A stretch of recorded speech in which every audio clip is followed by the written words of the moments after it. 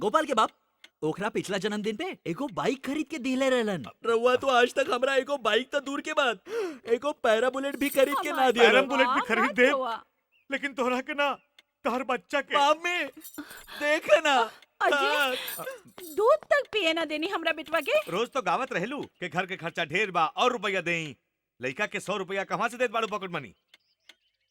तू के सिगरेट पिए के मना बा के ना? हाँ बा ना। बा ना? हाँ वो सिगरेट के पैसा बा। सिग उहे खातिर तोहार बेटवा को ज्यादा ही स्मार्ट होत जा रहल बा। ओकर माई ओकरा पे जे पैसा लुटा रहल बिया। हमार लाडला बेटवा। बस करा ना, बहुत अरे देखा तो गुस्सा सही। में लाल भैल बड़ी। जा हम तो से बात ना कर। जा छोटू के गुस्सा आ गई। बात ये है कि Excuse me? Hi. Hi, Pooja Sharma care of Agnidev Sharma. आज अचानक लइकन के पास? हमरा पापा के जितना भी बैंक में लॉकर रहला सब ब्रांच मैनेजर कर फोन कैले रहलन। सब बोलन हमरा के रखे लायक एक भी लॉकर नहीं खे। तो हमरा संग फ्रेंडशिप करबा? काहे? ऐसे ही। बाप के बेटवा आ रहल बा। Good morning sir. Good morning. Sit down, sit down. Thank you सर।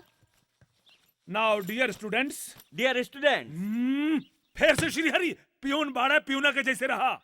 हाँ, भूल गई का गौरी हरी के हम एक संगे पढ़त रहनी। तोहरा फर्स्ट क्लास मिल गई तो तू प्रिंसिपल बन गईला, हमरा थर्ड क्लास मिलल एक खातिर हम पियून बन गईनी। हम दोनों के ग्रेड भले ही अलग बा लेकिन क्लास तो एक ही बा। दिल से बोला सही बा ना?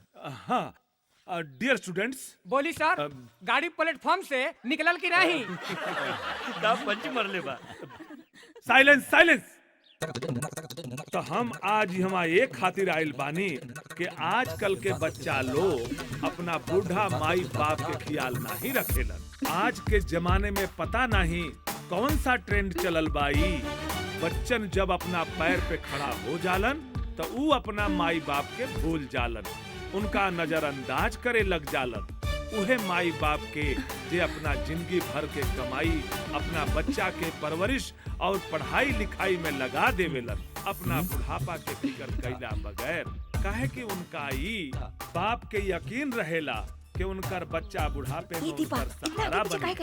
लेकिन आजकल तो उल्टा हो रहल बा। बच्चा लोग अपना माई बाप के वृद्धा आश्रम में भेज देवेलन। ई नया प्रथा बंद होके के चाहिए, नहीं तो भविष्य में जब वो माई बाप बनिहन तो उनका भी है।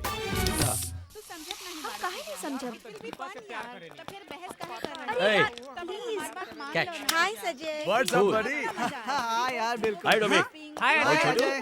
अरे आखिर हम फ्रेंड के करे। अजय द ग्रेट के। तू तो कमाल बाड़े यार। और पहली बार में ही पास। पापा हमरा कैसे घूरत रहल? का पता बिहार के बाद हमरा कॉलेज आगे दिया नहीं, लेकिन हमरा होखे वाला पति बहुत लंबा बा, पता है? हाँ? वहाँ एक से एक मिली। ओने का देख रहल बाड़ू? बोला ना, सुन रहल बानी। अरे ई तो संडे के 12 बजे तक सूता रहला। ई का पिक्चर देखे तू जाई? लोग बात करा, हम आवत आनी। अरे का भाई? अजय तू हमरा ऐसे काहे देखत रहलू? कहवा देखत रहनी? घूरत रहलू, हम देखनी। बिल्कुल नहीं। हाँ, फिर तो हमरा तोहरे माई बाप पे सोच के दुख हो रहल बा। इकलौती बिटिया, ऊपर से ढेंगी। हाँ रे, कितना दुखी होई हन। मतलब?